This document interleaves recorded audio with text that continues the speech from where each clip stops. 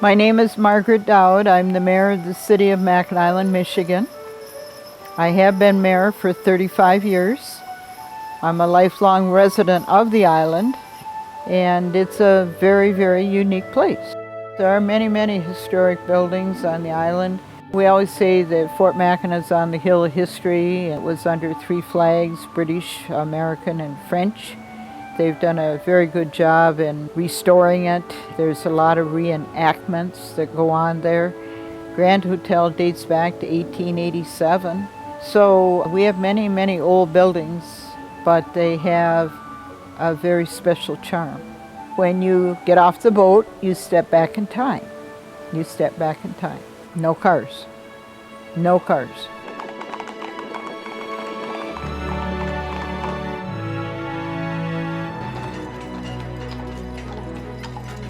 We're horse-powered. We're probably the only place left on Earth that's horse-powered. Mackinac Island has voted back in 1898 to not let the automobile come here. It's a small place, it's quaint, it's the kind of place where we get a lot of people that come to see how maybe people lived 100, 150 and more years ago. Horses draw buggies, they draw the wagons that bring and remove everything from the island. They haul the people around. We have a tour buggy system. We have livery buggies that take out people on private tours. We have wedding carriages because weddings are a big industry here. If you want a taxi, it's a horse-drawn taxi. If you want to take a tour, it's a horse. If you want to have something hauled, we call them drays. We even have all our UPS delivered with horse and dray. There's every kind of carriage imaginable. Livery buggies that are the big high-wheeled old-fashioned type. Private carriages that come in every size and type. We've got tour buggies, we've got dray wagons, we have garbage wagons. Just people with their sport horses as well. Anything you can imagine that moves, and it's got to be all moved by horsepower here. Another unique part of the island is the number of different breeds of horses that we have here. We have the Hackneys, we have Friesians, we have the beautiful big teams that pull the Grand Hotel buses, all different kinds of breeds. So if you're really a horse lover, it's a dream to come to the island and have a unique experience with all the different kinds of horses that are in one spot. But when you have 350 to 500 head of horses on the island, you have to be very careful, and safety is a major concern. The horses have to be selected over time to be able to stand a lot of adversity from a horse standpoint.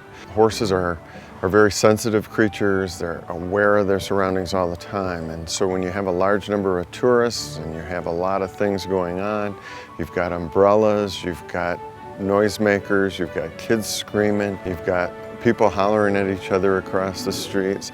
You've got guns going off up at the fort. Occasionally they fire the cannon. All of those things can disturb a horse quite a bit. And so we have to get horses that are really cool and calm and that get used to this thing over time. Those that can do it are of great value to us. Typically, our carriage horses will start their day about 6 o'clock in the morning when they get fed. Then they get groomed, and in many cases they get washed off and so forth so that they're cleaned up for the day. And then they'll get hooked to their buggies and be on the roads and coming down here by 9 in the morning. And they'll work a steady time hauling passengers and things as they do the tours here. And then they get switched typically at noon, and then they'll go in and eat lunch, and then the team that was off in the morning will go out in the afternoon. And then if our business is big enough, the morning team may go out again in the evening for an hour or two. Our dray horses, they may work a longer day, but they're typically standing still for long periods sometimes while they're waiting to be loaded and unloaded. They typically start early in the morning as well because the freight boats show up here about 7:30 in the morning. Livery buggies, they start out early in the morning, usually on the streets by 9 in order to take tourists around and show them the sights of the island. They typically have it easier because they don't have as many heavy people on a rig, but they have to be rested too. We've got a lot of hills here. As they go up the hill, then they'll stop for 2 or 3 minutes.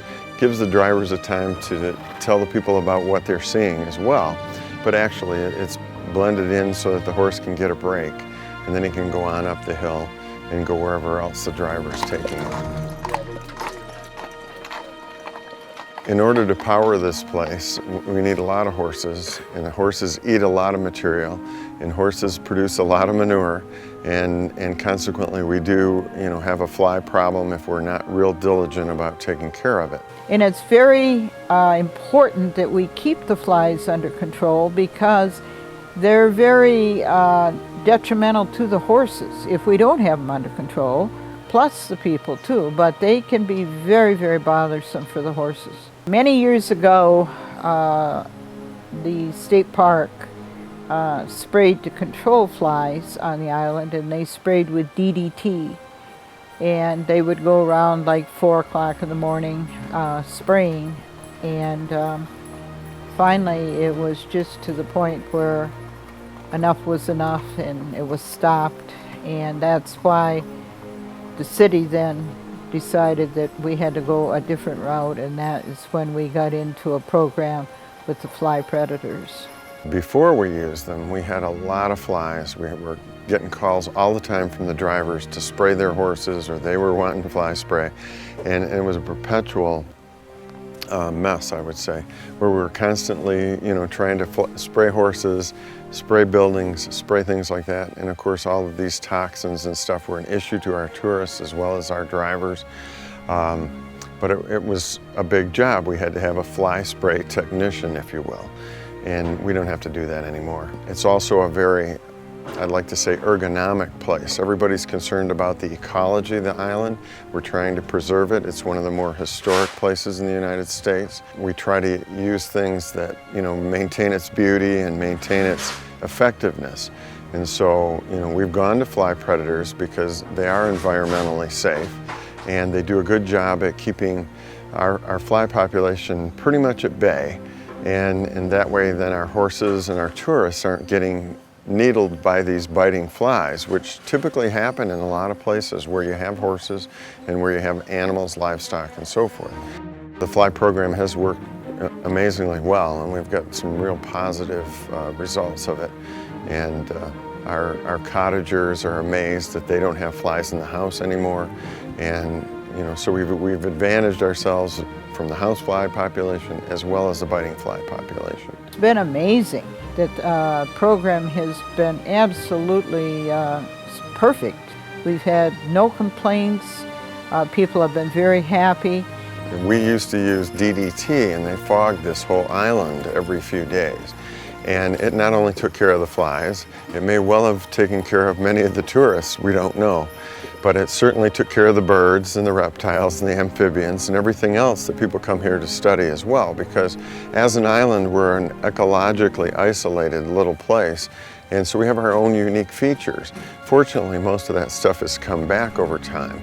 And so the fly predator, he's a natural predator in North America, a normal bug who gets out there and does his job. And the way we're able to make it useful is, of course, by putting many more out there than Mother Nature would have naturally had here. And so it becomes an effective control program by their numbers rather than by some toxin that you put out. Fly predators kill flies by seeking out their pupae, which is a cocoonal state between the maggot and the adult fly. And they parasitize the developing fly. And actually that's their food source, it's their reproductive source, and so consequently it's a natural way to get rid of them. You just have to put an army of them out there in order to be able to get a good fly control program. And I like to call it our good army, and that's what it takes in order to fight the bad army. Fly predators are tiny, minuscule insects, and people stop me all the time and want to see them when I am out distributing these things. And they're amazed at how small they are. And typically you don't see them. They only fly a foot or two high. They go do their job, and that's all they bother is these fly pupae. So they're not on anything, you don't see them. They don't bother anybody, but they do bother the flies. Fly predators are put out on Mackinac Island primarily by me. We put them where there are manure wagons, where there's spillovers. We put them near the barns. We put them wherever there's decaying vegetation. If somebody is putting all of their yard waste and things in a pile somewhere, we have to put the fly predators in those areas so that they can find these pupal state of the fly and kill them. So there's quite a distribution going on. There's a number of places on the island where they clean up the manure off the streets and then they pile it until it can be hauled away later. And so we put fly predators out in those areas. We have paddock areas where horses are fed large round bales, and those are big generators of biting flies, and so we have to make sure we get plenty of predators to those areas as well. They come in a neat little package, and I can put out as many as 420,000 of these in a day to all of these places. I never thought I'd be this interested in a bug, but I am, because it does bring such pleasure to the animals and myself and all the tourists that I am interested in making safe and comfortable. Fogging trucks that used to tool through here, before we knew the dangers, got away with it. But now that we know the dangers and we know the issues involved, we can't use that sort of thing. And we shouldn't. We shouldn't use them on the planet anyway. And what happens too is that our enemies, the flies in this case, they adapt to this stuff, and it soon isn't very effective anymore.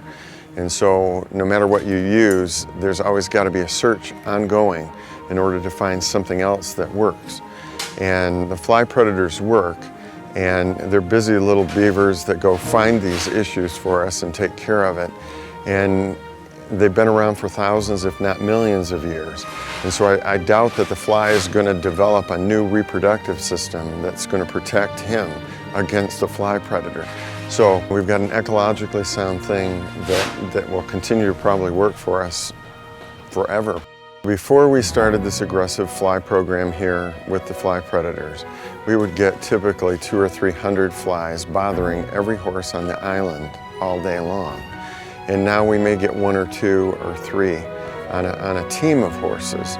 One fly can agitate a horse, certainly, but to have the numbers dwindle like that, it's just amazing. It really is. Flies are always there, and they're transferring blood from one horse to another, so that's always got potential to spread disease and to spread all kinds of reactions and things, hives and so forth.